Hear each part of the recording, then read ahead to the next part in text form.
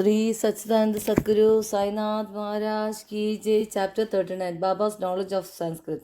This chapter deals with Baba's interpretation of a verse from the Bhagavad Gita, as some people believe that Baba had little knowledge of Sanskrit, but by the interpretation of Nana Sahib Chandorkar's query, Hemant Pad refuted that charge in chapter number 50, and as it deals with the same subject matter, it is incorporated in this chapter. Preliminary. Blessed in Shirdi and blessed is Dwaragamai, where Shirdi Sai lived and moved until he took Mahasamadhi. Blessed are the people of Shirdi, whom he obliged and for whom he lived there. Shirdi was a small village first, but it attained importance on account of his contact and became a Tirtha, holy place of pilgrimage. Equally blessed are the women folk of Shirdi, blessed is their whole and undivided faith in him. They sang the glories of Baba while bathing, grinding, pounding corn, and doing other household work. Baba's interpretation. Nobody believed that Baba knew Sanskrit. One day he surprised all by giving an interpretation of a verse from the Gita to Nana Sahib Chandorkar. A brief account about this matter was written by Mr. B.V. Dev, retired Mamlatar, and published in Marathi in Sri Sai Leela magazine, volume 4, Spurda Vishaya, page 563. Short accounts of the same are also published in Sai Baba's Charters and Sayings, page 61, and in the Wanderer's Saint Sai Baba, page 36, both by B.V. Narasimha Swami. Mr. B.V. Dev has also given an English version of this in his statement dated 27/9/1936 and published on page 66 of Devotees' Experiences, part 3 by Narasimha Swami. As Mr. Dev has got first-hand information about this subject from Nana Sahib himself, we give below his version. Nana Sahib Chandorkar was a good student of Vedanta. He had read Gita with commentaries. He fancied that Baba knew nothing of Sanskrit texts. So Baba one day pricked the bubble.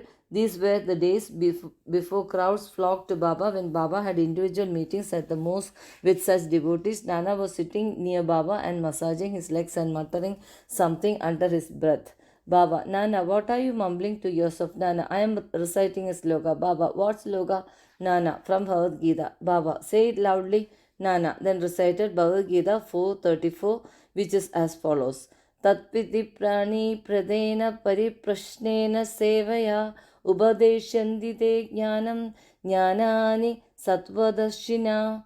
Baba: Nana, do you understand it? Nana: yes. Baba: if you do, then tell me its meaning. Nana: it means is making satsanga namaskar.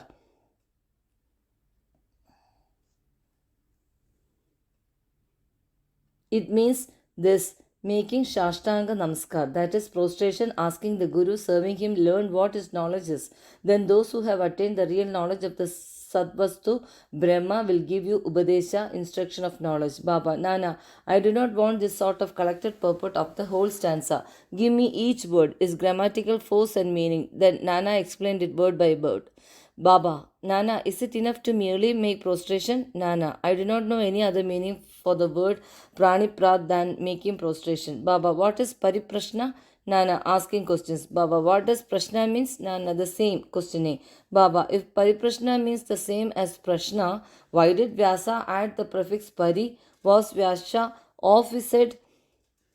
Nana: I do not know of any other meaning for the word pariprashna. Baba: seva. What sort of seva is meant? Nana: just what we are doing to you. Baba: is it enough to render such service? Nana: I do not know what more is signified by the word seva. Baba: in the next line, Ubadeshanti de jnanam. Can you read any other word in lieu of jnanam? Nana: yes. Baba: what word? Nana: ajnanam. Baba: taking that word, is any meaning made out of the verse? Nana: no, Shankara Bhashya gives no such instructions. Baba: never mind. If there is any objection to using the word ajnan, if it gives a better sense? Nana: I do not understand how to construe by placing ajnan in it. Baba: why does Krishna refer Arjun to Tattvadashis to do his prostration, interrogation, and service? Was not Krishna a Tattvadashi, in fact Jnana itself? Nana: yes, he was, but I do not know. Nana: yes, he was, but I do not make out why he referred Arjun to Jnanis. Baba: have you not understood this? Nana was humiliated, his pride was knocked down. Then Baba began to explain. Is it not enough merely to prostrate before the Jnanis? We must make Sarvastu Sharnagadi to the Sadguru. Mere questioning is not enough. The question must not be made with any improper motive or attitude or to trap the Guru and catch mistakes in the answer or out of idle curiosity. It must be earnest with a view to achieve spiritual progress or liberation. Seva is not rendering service with a feeling that one is free to offer or refuse service. One must feel that he is not the master of the body, that the body is Guru's and exists merely to render service to him. If this is done, the Sadguru will show you what the knowledge referred to in the previous stanza is. Nana did not understand what is meant by saying that the Guru teaches Ajnan. Baba, how is Jnana Upadesh, that is imparting of realization, to be effected? Destroying ignorance is Jnan. Dhyaneshwari, commenting on Gita in 1866, says, removal of ignorance is, O Arjun, if dream and sleep disappear, you are yourself. It is like that also on Gita. Chapter 5:16 says, is there anything different or independent in Jnana besides the destruction of ignorance? Expelling darkness means light. Destroying duality, Dvaita, means non-duality, Advaita. Whenever we speak of destroying Dvaita, we speak of Advaita. Whenever we talk of destroying darkness, we talk of light. If we have to realize the Advaita state, the feeling of Dvaita in ourselves has to be removed. This is the realization of the Advaita state. Who can speak of Advaita while remaining in Dvaita state? Unless one gets into that state of non-duality, how can one know it and realize it? Again, the Shishya, disciple like the Sadguru, is the embodiment of Jnana.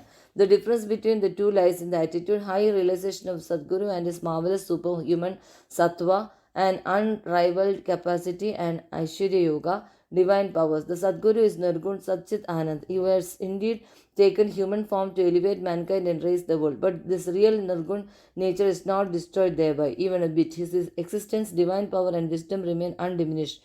The disciple also is in fact of the same Swarupa, but it is overlaid by the effect of the Shangas of innumerable births in the shape of ignorance, which veils his view, that is Shuddha Chaitanya. As stated therein, he gets the impressions. I am Jiva, a creature meek and poor. The Guru has to root out these offshoots of ignorance and to give upadesh or instruction. To the disciple held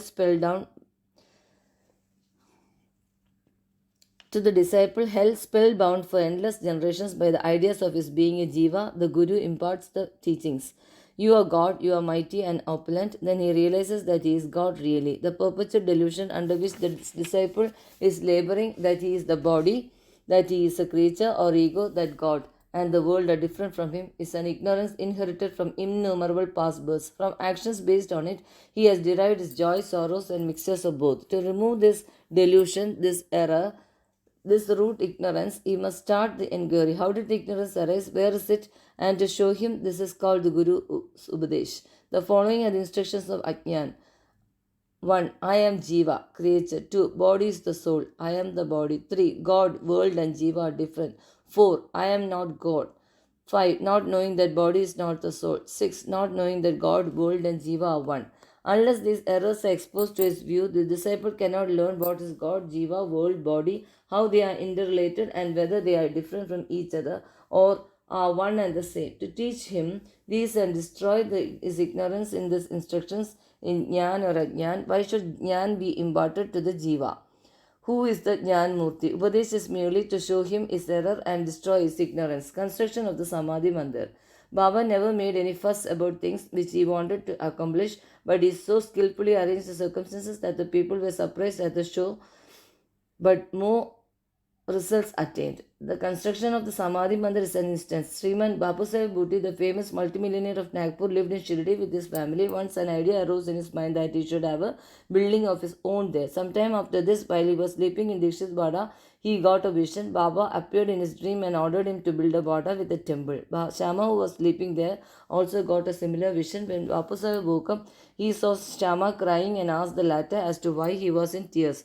Shama replied that in his vision, Baba came to him and ordered distinctly, build the Vada with a temple. I shall fulfill the desires of all. On hearing the sweet and loving words of Baba, I was overpowered with emotion. My throat was choked, my eyes were overflowing with tears, and I began to cry. Baba Sahib was surprised to see that both their visions tallied. Being a rich and capable man, he decided to build a Vada there and drew up plan with Shama, Kaka Sahib. Dishit also approved of it, and when it was placed before Baba, he also sanctioned it immediately. Then the construction work was duly started, and under the supervision of Shama, the ground floor, the cellar, and the well were completed. Baba, on his way to and from Lendi, also suggested some improvements. Further work was entrusted to Babu Sahib, and when it was going on, an idea struck Babu Sahib Bhutti's mind that should be an open space or platform, and in the center, the image of Muralidhar, Lord Krishna with the flute, be installed. He asked Shama to refer this matter to Baba and get his consent. The latter asked Baba about this when he was just passing by the Wada. On hearing Shama, Baba gave his consent, saying, "After the temple is complete, I will come there to stay." And staring at the water, he added, "After the water is complete, we shall use it ourselves. We shall live, move, and play there, embrace each other, and be happy." Then Shama asked Baba whether this was the auspicious time to begin the foundation work of the central room of the shrine. Baba answered in the affirmative. Then Shama got a coconut broken there and started the work. In due time, the work was completed, and an order was also placed for making a good image of Muralidhar. But before it was ready, a new situation turned up. Baba became seriously ill.